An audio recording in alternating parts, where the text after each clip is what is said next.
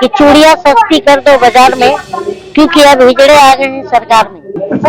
तो सत्ता सच सुनने की आदत बेच देती है, हया को शर्म को आखिर सियासत बेच देती है। और निकम्मेपन की बेशर्मी की अगर आंखों में चढ़ जाए तो औलादे पुरखों की विरासत बेच देती है।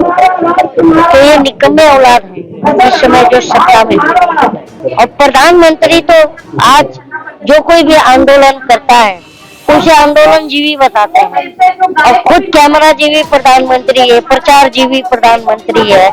हमने लगता है कॉमेडियन चुन लिया है, और ये कॉमेडी 9 साल से कर रहा है। और 2 करोड़ रोजगार बोल करके उसकी सीढ़ी चढ़कर सत्ता पे बैठे। पाकिस्तान हम गए थे क्या बिरयानी चाटने? कौन गया था चाटने के लिए बिरयानी? कि जो लोग भी इस देश में हिंदू राष्ट्र की मांग कर रहे हैं, इन्हें तत्काल प्रभाव से इनको जेल में डालो, देशद्रोह का केस बनता है।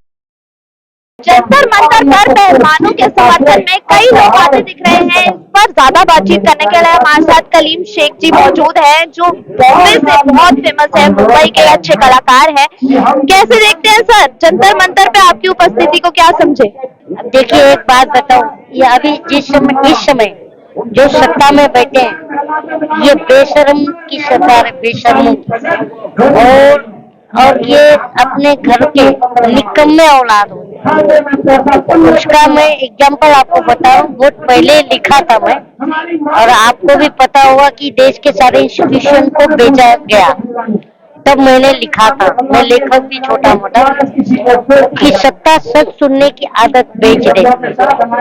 सच इनको पसंद नहीं है। झूठे लोग ये खुद झूठे हैं और झूठे पसंद करते हैं, झूठ सुनने वाले की फर्स्ट करा करते। तो सत्ता सच सुनने की आदत बेच देती है, हया को शर्म को आखिर सियासत बेच देती है। और निकम्मेपन की बेशर्मी की अगर आंखों में चढ़ जाए तो औलादे पुरखों की विरासत बेच देती है। तो ये निकम्मे औलाद है इस समय जो सत्ता में है। लेकिन सर आप एक तरह से कहा जाता है जो कलाकार है वो सोसाइटी का आईना होता है, एक तरीके से जो सोसाइटी में हो रहा है, हमारे जो समाज में हो रहा है, वो पूरा दर्पण करता है उस चीज का।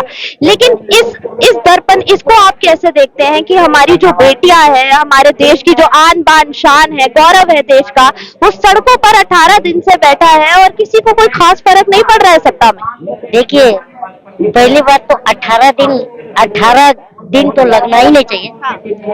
और दूसरी बात कि प्रधानमंत्री की संवेदना कहाँ चली गई। ये अगर मैं या आप प्रधानमंत्री होते तो सबसे पहले यहाँ आते, क्योंकि जब ये बेटियां मेडल लेके आती हैं तो तुम बहुत आतुरता से इनके साथ फोटो खिंचाते हो, और जब यही और बोलते हो अपनी बेटी बताते हो, और जब इन्हीं बेटियों पर शोषण होता है तो बेटियों की चीखें सुनाई नहीं देती तुम्हें।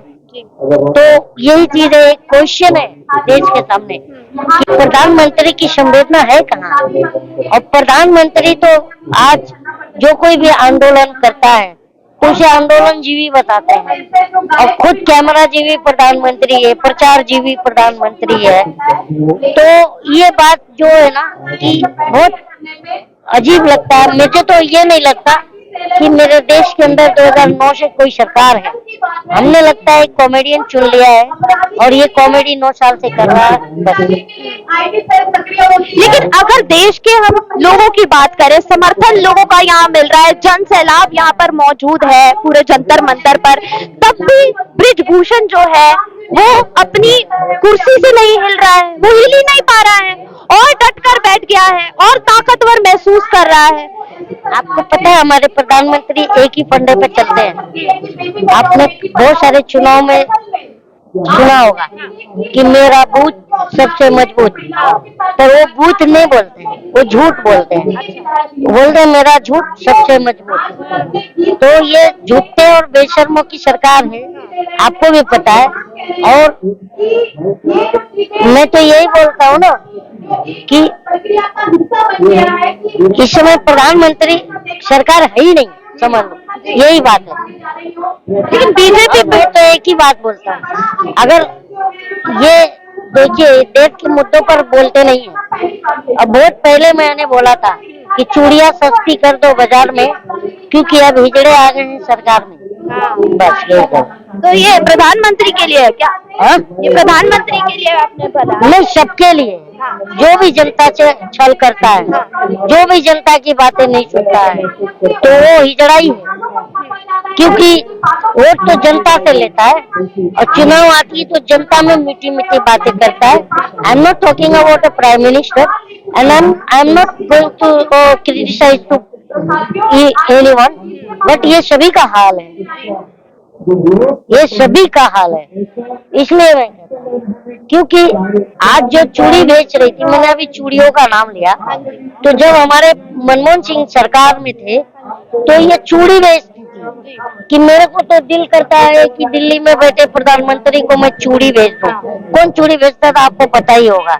अब उनकी चूड़ी कहाँ चली गई? इसलिए मैं कहता हूँ कि चूड़ियां सस्ती कर दो बाजार में, कि हिजड़े अब आ गए हैं सरकार में। अच्छा, आप अपने जितने आपके फॉलोअर्स हैं उनको क्या बोलना चाहेंगे कि समर्थन दें? मेरे फॉलोअर्स लोगों को यही बोलूंगा दोस्तों कि अब जो है वक्त नहीं बचा है, लोकतंत्र को बचाना है। क्योंकि अब जो लोकतंत्र के रक्षक है ये खुद भक्षक बन चुके हैं। ठीक है, तो मैं यही कहूंगा कि आप सब लोग एक साथ आओ और जिस तरह अन्ना हजारे ने एक आंदोलन देश में खड़ा किया था, वैसा एक आंदोलन खड़ा करो, ताकि बेरोजगारी से, जिस इसने बेरोजगारी की दुखती रग पर हाथ रखा था और 2 करोड़ रोजगार बोल करके उसकी सीढ़ी चढ़कर सत्ता पे बैठ गया, आज बेरोजगारों की कोई सुनवाई नहीं। तो मैं सारे देश के यूथ से कहना चाहूंगा कि आप लोग एक मुश्त हो जाओ और उसमें किसी को लीडरशिप मत करो, क्योंकि जो लीडर बनने आता है वो हमें बेचकर चला जाता है। जैसे अभी अन्ना चला गया, अभी अन्ना को मैं यही पूछना चाहता हूँ आपके चैनल के माध्यम से कि 9-10 साल पहले से ये क्वारंटाइन कैसे हो गया, और ये इतना बड़ा ज्ञाता है, इतना बड़ा सदी का, मैं सोचूं कि सदी का अन्ना हजारे सदी का इतना बड़ा ज्योतिष है, इसे कैसे पता चल गया कि कोरोना काल आने वाला था और ये क्वारंटाइन हो गया? ये अन्ना हजारे, मैं देश की विपक्ष से ये मांग करूंगा कि जब आप सत्ता में आओ तो इसके आंदोलन की जांच कराओ, क्योंकि मैं इस बात को इनकार नहीं है, क्योंकि अंधभक्त, मेरे से भी अंधभक्त हमारे बीच में ही रहते हैं, वो तो इतने बड़े होते नहीं है कि वो उनसे मिलना जुलना ना हो। तो अंधभक्त कहते हैं कि प्रधानमंत्री जो मनमोहन सिंह थे, अभी जो प्रधानमंत्री को क्यों क्रिटिसाइज किया? मनमोहन सिंह यही बोले थे ना, कौन बोला था? तो मैं यही चीज कहूंगा कि पहले के प्रधानमंत्रियों पर सवाल उठाते थे तो लोकतांत्रिक प्रक्रिया होती थी, और अब के प्रधानमंत्री पर सवाल उठा दो तो ये हमारा गुनाह है। प्रधानमंत्री हमारा मालिक नहीं होता, देशद्रोही हो जाते हैं। अरे देशद्रोही तो खुद ये लोग अंधभक्त है। ये क्यों ना, पाकिस्तान हम गए थे क्या बिरयानी चाटने? कौन गया था चाटने के लिए बिरयानी? तो हम यही बात कहते हैं कि इस देश में, और दूसरी बात, तुम अगर हमारा प्रधानमंत्री भी 8 नवंबर 2016 की नोटबंदी के बाद खुद मनमोहन सिंह पर टारगेटिंग करता है कि सिंह साहब आप रेनकोट पहन के बाथरूम में नहा रहे थे क्या, कि एक भी भ्रष्टाचार का छींटा नहीं लगा? अरे ये भाई रुपये को पता होना चाहिए कि मनमोहन सिंह के जूते के धूल के बराबर नहीं है, उनके पास डिग्रियां भर के है, और इस भारत में आर्थिक उदारीकरण का जो नींव रखा था वो मनमोहन सिंह ने रखा था, और तुमने एक शौचालय बनाकर इतना नाच रहे हो।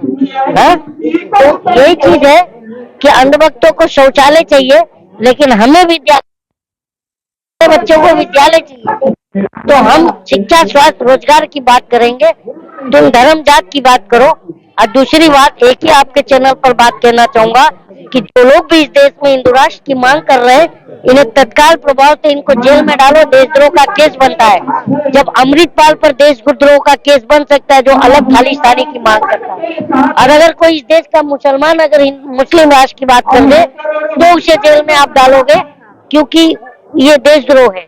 तो फिर हिंदू राष्ट्र की मांग करना देशद्रोह है या नहीं है? मैं ये मांग कर जानना चाहता हूँ, क्योंकि ये देश तो डेमोक्रेटिक मुल्क है, यहाँ हिंदू, मुस्लिम, सिख, ईसाई हम सब हैं भाई भाई, यही हम स्लोगन बचपन से पढ़ते आ रहे हैं। तो फिर हमारे यहाँ सिख को अलग करो, हिंदू को अलग करो, मुस्लिम को अलग करो, ईसाई को अलग करो, अभी लिंगायत की बात कर रहे हैं कभी, तो ये गलत है। और इस देश की जनता को जागना पड़ेगा, क्योंकि जब तक हम जागेंगे तब तक आने वाली हमारी जो पीढ़ियां है वो हमें नींद से जगाकर पिछवाड़े पर लात मारेंगी और जब सवाल पूछेंगी कि हमारा भविष्य बर्बाद हो रहा था तो तुम क्या कर रहे थे, तो हमारे पास जवाब नहीं होगा। यही कहना चाहूंगा मैं।